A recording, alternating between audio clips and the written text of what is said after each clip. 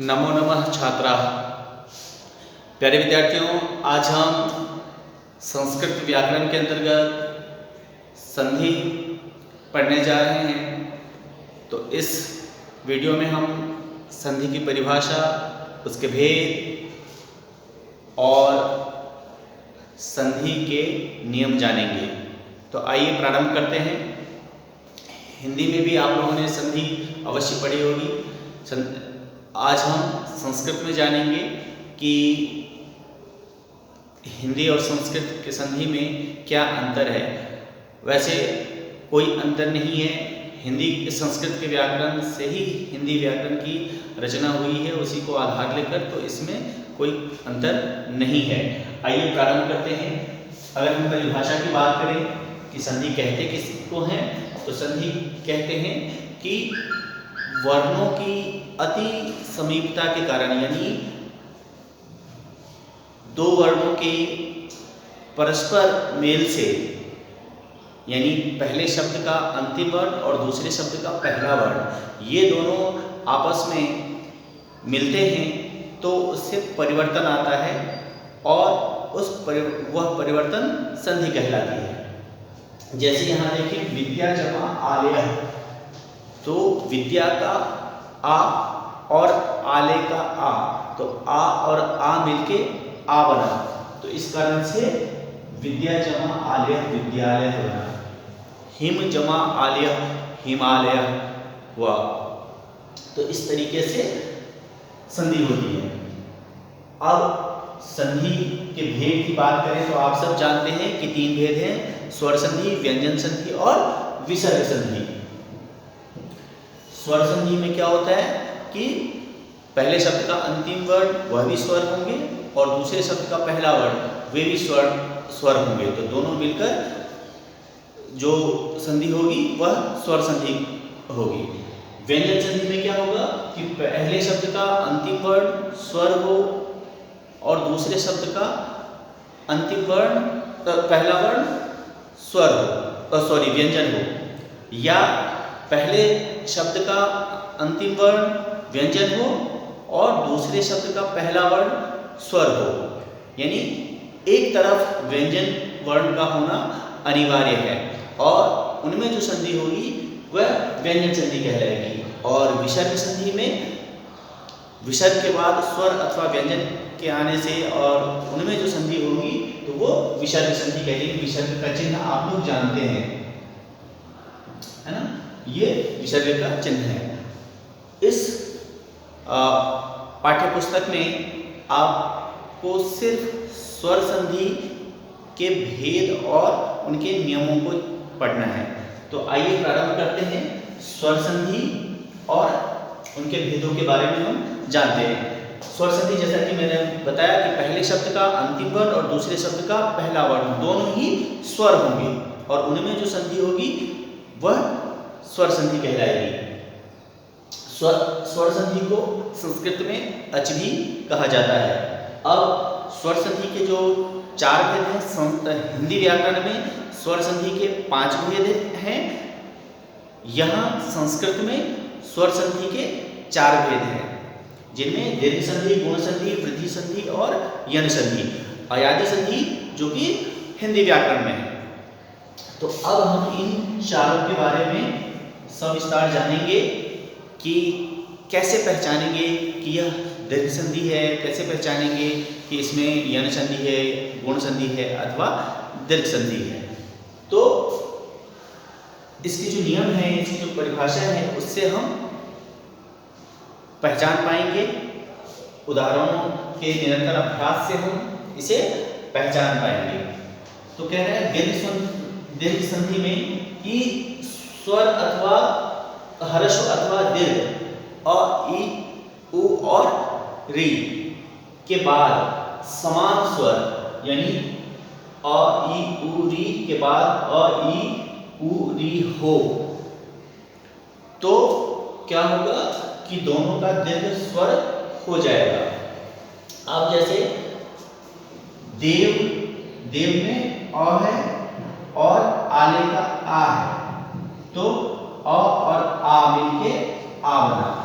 अंततः हमें क्या होना है आ। इसकी जो स्थितियां बनेंगी कि इसमें आ, ई और उ, ये तीन स्थिति बनेगी, दीर्घ रूप ही होंगे संधि के बाद। तो यहां हमने देखा कि देव जमा आले, आले देवालिया हुआ। ठीक इसी तरीके से रवि जमा इंद्र रविंद्र होगा। ठीक इसी तरीके से सु जमा उक्ति सुक्ति, तो इस तरीके से दीर्घ होगा।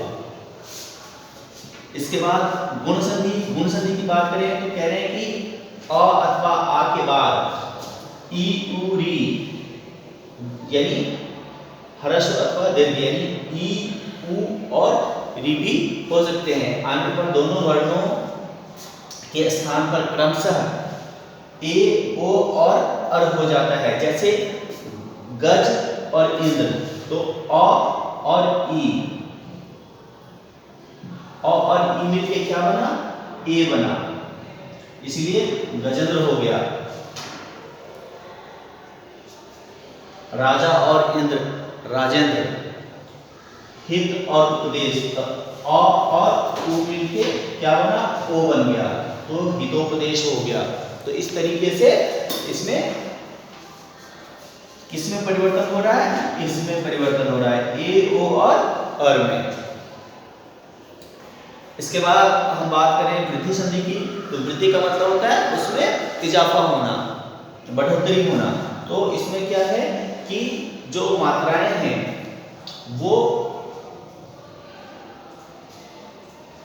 ए या ओ में बदल जाएगा, चाहे ह्रस्व अथवा दीर्घ के बाद, यदि ये यानी ए आई या ओ औ आए, तो दोनों मिलके अंततः किस में होगा, दीर्घ में बदलेगा, यानी वृद्धि हो जाएगी उसमें, उसकी मात्रा में वृद्धि है। यानी ए की मात्रा लगी है तो आई की मात्रा लग जाएगी, यदि ओ की मात्रा है तो औ हो जाएगा।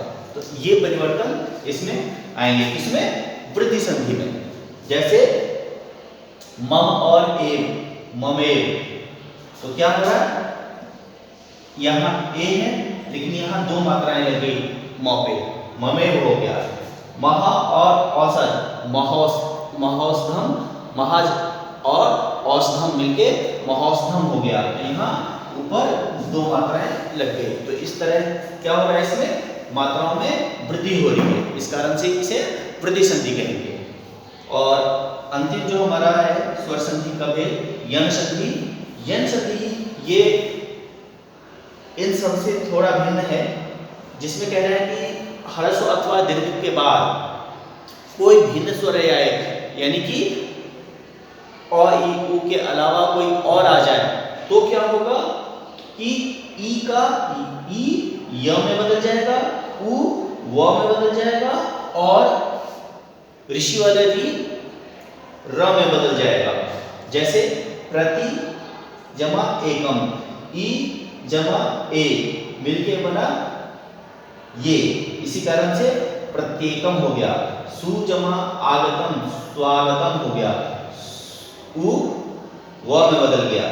इसमें क्या था, ई य में बदला और यहाँ क्या है, उ व में बदल गया। ठीक इसी तरीके से जो इसका तीसरे नियम के री जो है ऋषि वाला री, वो र में बदलेगा। जैसे भ्रातृ जमा अंश, तो यहाँ ऋषि वाला री है मात्रा और वो किस में बदल गया, र में, त्र हो गया, भ्रात्रांश हो गया।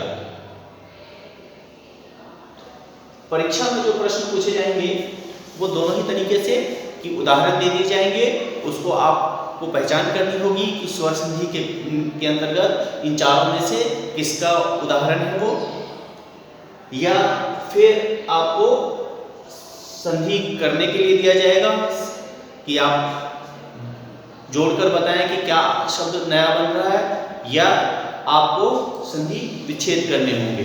तो ये तीनों ही तरीके हो सकते हैं प्रश्न पूछने के। अगली कक्षा में हम इस पाठ के जो अभ्यास प्रश्नोत्तर है उसे करेंगे। आप लोग स्वयं इस अभ्यास प्रश्नोत्तर को करने की कोशिश कीजिएगा।